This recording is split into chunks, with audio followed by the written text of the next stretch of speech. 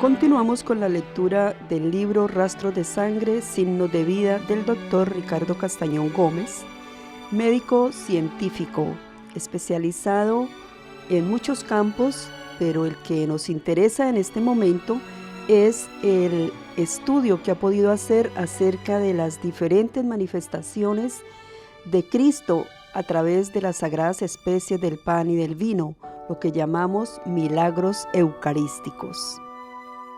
De acuerdo a la presentación del presente libro que estamos leyendo, Rastros de Sangre, Signos de Vida del Dr. Ricardo Castañón, él explica que este proyecto desea estimular muy especialmente el acercamiento al sentido y significado de la sangre de Cristo. Por ello, dice él, que invita a que se lean los documentos propios de la investigación de los diferentes acontecimientos donde nuestro Señor se ha manifestado. Las obras, entre otras, en las cuales se encuentran las explicaciones científicas, las cuales no menciona él aquí, pero que están bien explicadas en los otros libros, en las otras obras de él, son Documentos para la Ciencia y la Fe, Llora Cristo en el Valle y Más allá de la razón, donde encontrarán todas las justificaciones necesarias de estas investigaciones. En esta edición, él se sirve de aquellos resultados, pero no incluyó todos los datos en extensión, porque su objetivo es otro.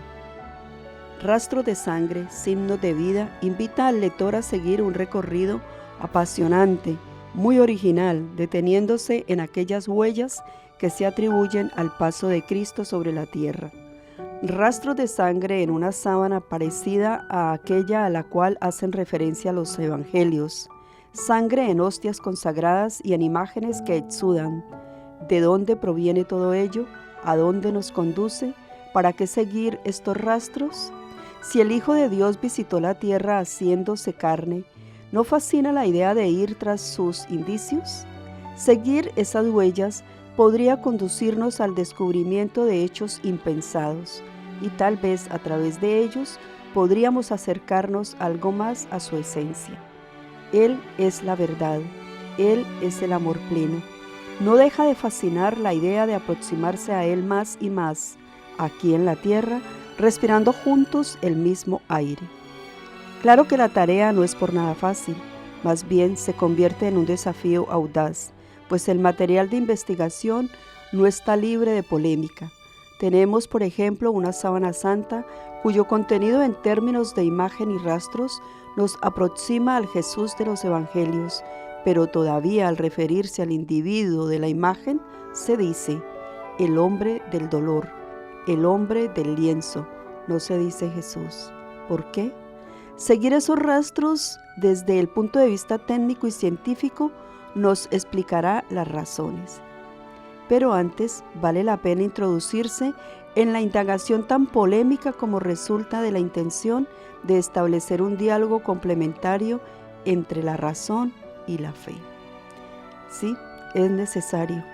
El hombre es curioso por naturaleza, busca respuestas y desde lo más íntimo de su ser siente el deseo de elevarse a las alturas para conquistar algo más de aquellas verdades, finalmente escondidas entre los elegantes velos de la trascendencia. El hombre moderno ha obtenido grandes logros a su alrededor, pero ¿cuáles son sus logros interiores y espirituales? No creo expresar un pensamiento pesimista si afirmo que nuestros siglos de desarrollo y progreso están todavía lejos de cubrir las expectativas más elementales: igualdad social y racial, alimento para todos, justicia, eliminación del narcotráfico y de la corrupción, paz en el mundo, etc. Los grandes críticos de las políticas de Estado seguramente conocen muchas causas para todo este desequilibrio mundial que incluso se ha ahondado gravemente a partir de los ataques terroristas del 2001 perpetrados en New York. Despertábamos muy optimistas junto al amanecer del nuevo siglo, pero los atisbos de luz se convirtieron en tinieblas muy rápidamente y hasta el presente sufrimos las consecuencias. Desconfianza internacional, controles fronterizos despóticos y en muchos casos indignos, dificultades de movilidad migratoria, exacerbamiento de confrontaciones ideológicas con apariencia religiosa, terrorismo, guerras interminables y cada vez más sofisticadas. Todo ello no vislumbra el panorama de armonía y paz que todos soñamos para el mundo y que frecuentemente acariciamos en nuestros corazones. Pero más allá del pensamiento socioeconómico y político, yo tengo una explicación, dice el doctor Ricardo Castañón. Si el hombre se aleja de la fuente de la vida y de sus principios esenciales, reduciéndose a lo caduco y a la materia, está condenado a construirse una vida propia inventada por él a su propia medida, rodeada únicamente de contingencia, y esto puede significar que descalificando su dimensión espiritual, ignore las necesidades, intereses y derechos de otro. El ensimismamiento es la base del egoísmo y del individualismo. Personas centradas en sí mismas no levantan la vista para contemplar al otro, por eso no lo conocen, no lo aman y no lo sirven. Y si lo hacen bajo términos de oferta y demanda, el otro es un mero objeto productivo. Es el espíritu que brinda las mejores cualidades y virtudes para una vida armónica, personal y comunitaria. Ignorarlo significa alejarse de la esencia espiritual. Dios, fuente de vida, espíritu y organismo humano, conforman una unidad indivisible. Es a través de su interacción armónica que el hombre vive y se realiza. Cualquier reduccionismo merma su plenitud. Por eso, en este trabajo, el doctor Ricardo Castañón va a hablarnos expresamente de la única sangre pura, totalmente inocente, y su circulación a través de las venas de la historia del hombre. Nos quiere recordar que por medio de esta preciosa sangre, el hombre fue redimido. Por lo mismo, si lo ignoramos, nos alejamos de sus efectos salvíficos. El doctor Ricardo Castañón se apoya en las Sagradas Escrituras, se apoya en todos sus trabajos científicos, donde ha podido comprobar, corroborar la verdad que a gritos asoma a través de las sagradas especies del pan y del vino, que nosotros, los mismos católicos, queremos ignorar. Queremos aprovecharnos de los frutos del sacrificio de Cristo, pero no queremos reconocerle, alabarle y adorarle en las sagradas especies del pan y el vino. Nos parece algo vano, algo superficial. No alcanzamos a reconocer su sagrada presencia en las sagradas especies del pan y del vino. Por eso, en este trabajo, hemos querido valernos de este libro, leerlo a conciencia y presentárselos a ustedes para que en esta invitación que los obispos de Estados Unidos de América han querido hacernos, 3 años de avivamiento eucarístico, de hacer conciencia de la presencia real de Cristo en las sagradas especies del pan y del vino. 3 años en los cuales pondremos todo nuestro esfuerzo para suplicarle al Espíritu Santo que nos dé la gracia de aceptar la presencia de Cristo en estas especies de pan y de vino, que nos dé la gracia de vivirlo, de experimentar su presencia cada que lo recibimos en la comunión. Y para ello es necesario preparar nuestro cuerpo, nuestro corazón, nuestra alma, nuestro espíritu, para que pueda hacer la conexión divina con el amado. Sirva pues la lectura de este libro que hemos comenzado para avivar nuestro deseo de ser uno con Cristo en la comunión de la Iglesia Católica en el mundo. Vamos a leer hoy del beso ingrato a la pasión. Judas lo entregaría señalándolo con un beso. Jesús tuvo que sentir en ese beso el desafecto de un corazón que no quiso abrirse al amor directamente ofrecido por el Hijo de Dios. ¿Cuántos besos de este tipo seguirá recibiendo hoy El nuevo amanecer anunciaba compungido el inicio de un periplo acerbo que lo llevaría hasta el Gólgota, su destino terreno final. Luego de ser aprehendido y maniatado, fue llevado a la casa de Anás, quien le interrogó sobre sus discípulos y su doctrina. Jesús le respondió: he hablado abiertamente ante todo el mundo. He enseñado siempre en la sinagoga y en el templo, donde se reúnen todos los judíos, y no he hablado nada a ocultas. ¿Por qué me preguntas? Pregunta a los que me han oído lo que les he hablado. Ellos saben lo que he dicho. Apenas dijo esto, uno de los guardias que allí estaba propinó una bofetada a Jesús diciendo: ¿así contestas al sumo sacerdote? Era la primera vez que alguien golpeaba violentamente el rostro del hombre Dios. Si María hubiera visto la escena, se habría desmayado. Ella que cuidó a su niño como la joya más preciada, ella que acarició con sus cuidados maternales esa piel impoluta e impecable, siempre con respeto, admiración y devoción. Pero Jesús era el humilde y manso de corazón, y solo respondió con serenidad: si he hablado mal, declara lo que está mal, pero si he hablado bien, ¿por qué me pegas? Tenía que ser temprano en la mañana, tal vez antes de las 8, hora en la que los juicios ya se atendían. Refiere Juan que de la casa de Anás, Jesús fue enviado atado al sumo sacerdote Caifás, para luego ser remitido al pretorio. Es en este lugar que Jesús se encontró con Pilatos, quien a su vez ordenó que fuera sometido al suplicio de la flagelación, un castigo severo aplicado a los peores reos. En Jerusalén se exhibe una pequeña columna, tal vez de algo más de unos 60 o 70 centímetros de altura, que se supone hubiera sido aquella que se usó para sujetar las manos de Jesús con las argollas. Este tamaño era funcional para los flageladores porque la espalda de la víctima quedaba curva, facilitando la presión de los golpes. Existen referencias de los tipos de látigo que en casos eran capaces de desgarrar la piel de los flagelados hasta dejar los huesos en plena vista.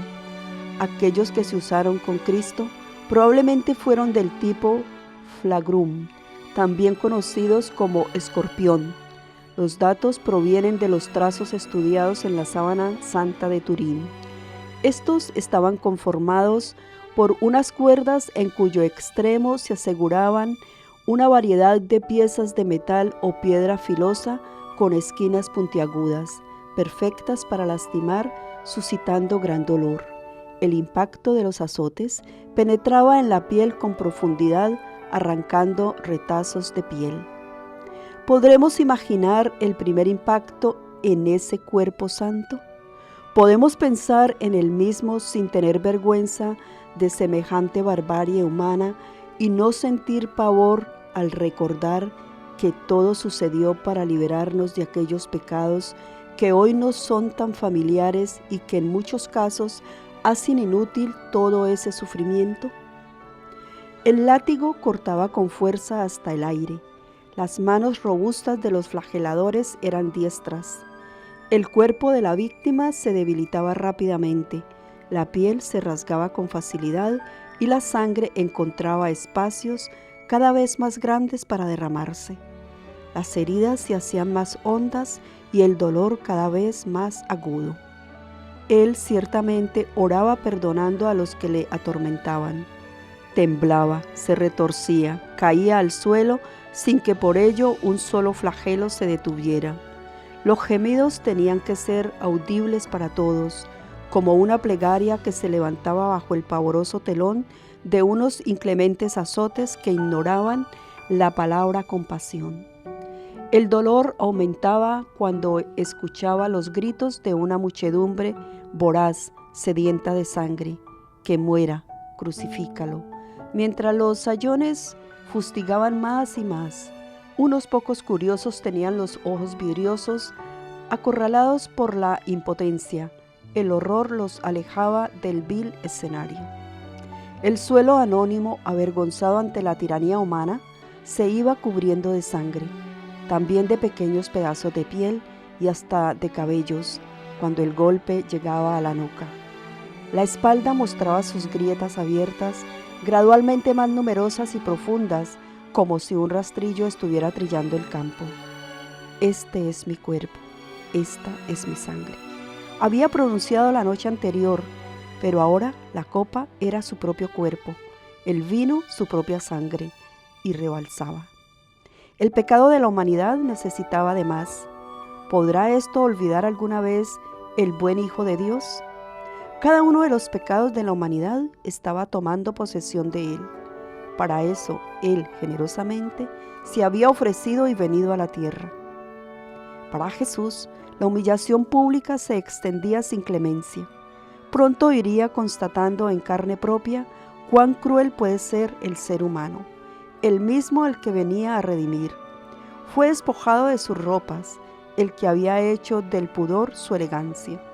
Luego, los soldados trenzaron una corona de espinas, se la pusieron en la cabeza y le vistieron de púrpura, y acercándose a él le decían: «Salve, Rey de los judíos», y le daban bofetadas. Las formas de procurarle sufrimiento entraron en competencia, una más feroz que la otra.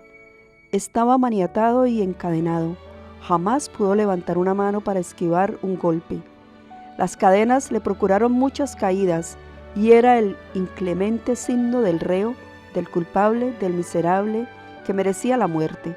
Todo lo soportó, porque aceptando esas cadenas y rompiéndolas con su sacrificio, él también destruiría las que ligaban al hombre al pecado. Yo he investigado la imagen de un Cristo que sangra en Cochabamba, Bolivia.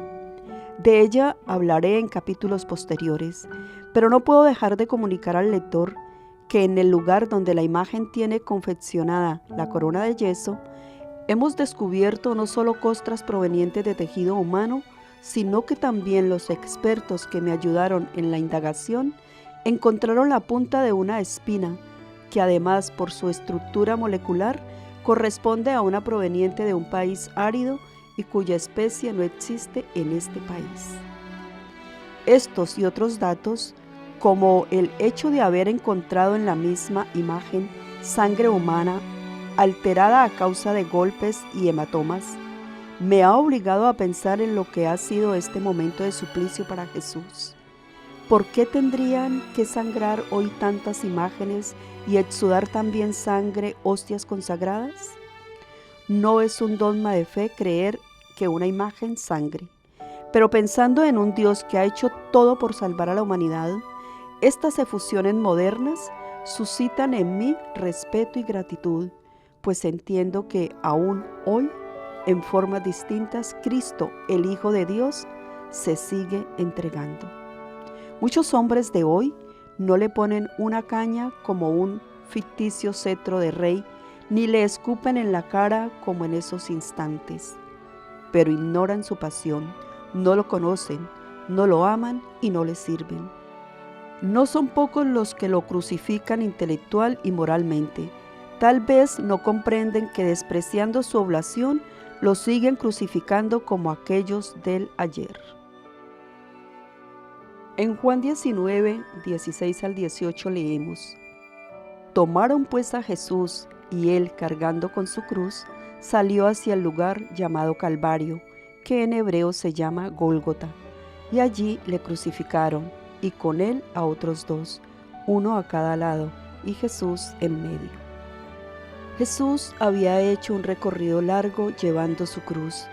Algunas heridas ya secas se volvían a abrir entre nuevos ultrajes, caídas y golpes.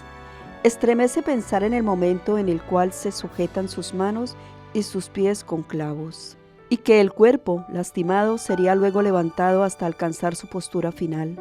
Cada movimiento o cambio de postura tenía que haberle procurado tormentosos dolores.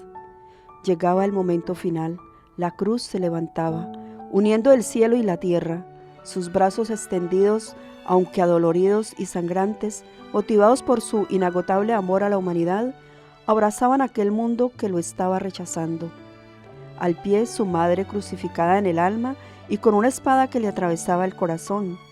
Jesús ya había dado todo lo que poseía al humano, pero al ver a su madre y junto a ella al discípulo amado, dijo a su madre: «Mujer, ahí tienes a tu hijo». Luego dijo al discípulo: «Ahí tienes a tu madre». Era el nuevo parto de María. Primero había dado a luz a un hijo perfecto, hombre Dios, rodeada de pureza y esplendor. Ahora, en medio del mayor de sus dolores, daba a luz a los hijos del dolor, imperfectos, llenos de culpas y pecados, que ella ayudaría a eximir con su amor. Oremos. Padre mío, te ofrezco esta mi sangre. Haz que esta sangre cubra todas las inteligencias de las criaturas y haga vanos todos sus malos pensamientos, que apague el fuego de sus pasiones y haga resurgir inteligencias santas. Esta sangre cubra sus ojos y haga velo a su vista, para que por los ojos no entre en ellos el gusto de los placeres malos y no se ensucien con el fango de la tierra. Cubra y llene su boca esta sangre mía y haga muertos sus labios a las blasfemias, a las imprecaciones y a todas sus palabras malas. Padre mío, esta sangre cubra sus manos y haga que le den horror al hombre tantas acciones infames. Esta sangre circule en nuestra voluntad eterna para cubrir a todos, para defenderlos a todos y para que sea arma defensora en favor de las criaturas ante los derechos de nuestra justicia. Amén.